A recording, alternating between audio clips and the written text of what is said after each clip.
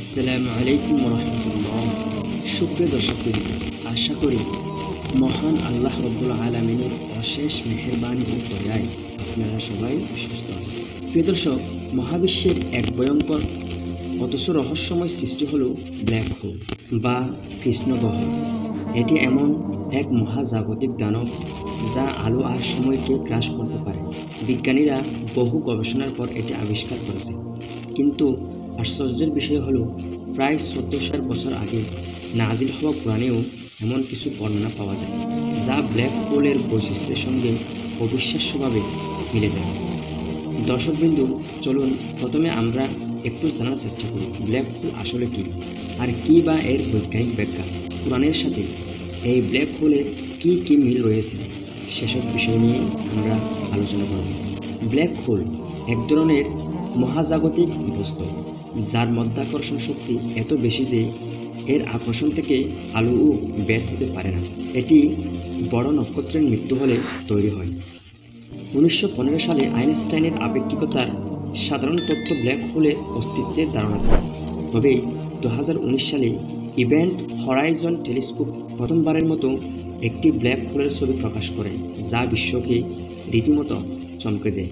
Black হোলের কিছু বৈশিষ্ট্য রয়েছে, যেমন এটি নিজেই দেখা যায় না, কারণ এটি আলো শোষণ করে ফেলে। এটি আশেপাশের সব কিছু গিলে খায়, ঠিক যেন এক মহাজাগতিক দৈত্য। এটি এত শক্তিশালী যে সময় ও স্থানকেও বিকৃত করতে পারে।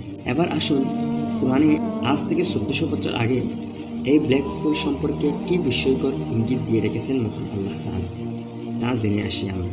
বিজ্ঞান মাত্র কয়েক দশক আগে ব্ল্যাক হোল সম্পর্কে জানতে পারলেও কোরআনের মধ্যে এমন কিছু শব্দ ব্যবহার করা হয়েছে যা এর বৈশিষ্ট্যের সঙ্গে অবিশ্বাস্যভাবে মিলে যায়। মহাগ্রন্থ আল কোরআনের 81 নম্বর সূরা আত-তাকির 1 এবং 2 নম্বর আয়াতে আল্লাহ তাআলা বলেন, ইদাশ শামসু কুবিরত ওয়া ইদান নুজুমু কাদারত। সূর্য যখন নিষ্প্রভ হবে, নক্ষত্র যখন বিলীন হয়ে যাবে। প্রথম আয়াতের আরবি শব্দ রাতের অর্থ হলো কিছু যাওয়া, মিলিয়ে যাওয়া, অদৃশ্য হয়ে যাওয়া বা উজ্জ্বলতা হারানো। আধুনিক বিজ্ঞান বলে একটি নক্ষত্র যখন ব্ল্যাক হোলে পরিণত হয় তখন সেটি তার উজ্জ্বলতা হারিয়ে সম্পূর্ণ অদৃশ্য হয়ে যায়। আর দ্বিতীয় আয়াতে কুদরত শব্দের অর্থ হলো কষে পড়া, পতন হওয়া।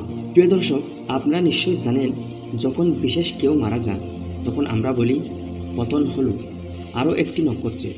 ঠিক তেমনি বিজ্ঞানও বলছে একটি বড় নক্ষত্রের মৃত্যু হলেই ব্ল্যাক হোল তৈরি হয়। এই সূরায় 15 এবং 16 নম্বর আয়াতে আল্লাহ তাআলা বলেন, আমি শপথ করছি সংকুচিত নক্ষত্রের যা চলমান এবং হারিয়ে যায়। ঠিক তেমনি বিজ্ঞানীরাও বলেছেন ব্ল্যাক হোল একটি সংকুচিত নক্ষত্র যা অত্যন্ত শক্তিশালী। মধ্যাকর্ষণের কারণে আশেপাশে সব কিছুই টেনে নেয় এবং অদৃশ্য হয়ে যায়। প্রিয় দর্শক, দেখুন এই আয়াতে মহান আল্লাহ তাআলা কি স্পষ্টভাবে ব্ল্যাক হোলের বর্ণনা করেছে। ব্ল্যাক হোল যেমন মহাবিশ্বের এক অজানা রহস্য, ঠিক তেমনি কোরআন ও জ্ঞানের এক মহাসাগর। বিজ্ঞানের অগ্রগতির সঙ্গে কোরআনের বিভিন্ন আয়াতের মিল পাওয়া যায়। আমাদের জন্য এক মহাবিশ্বই। এতদিন মহাজাগতিক যে বিষয়গুলো শুধু কল্পনাই ছিল, আজ তা বিজ্ঞান দিয়ে প্রমাণিত হচ্ছে।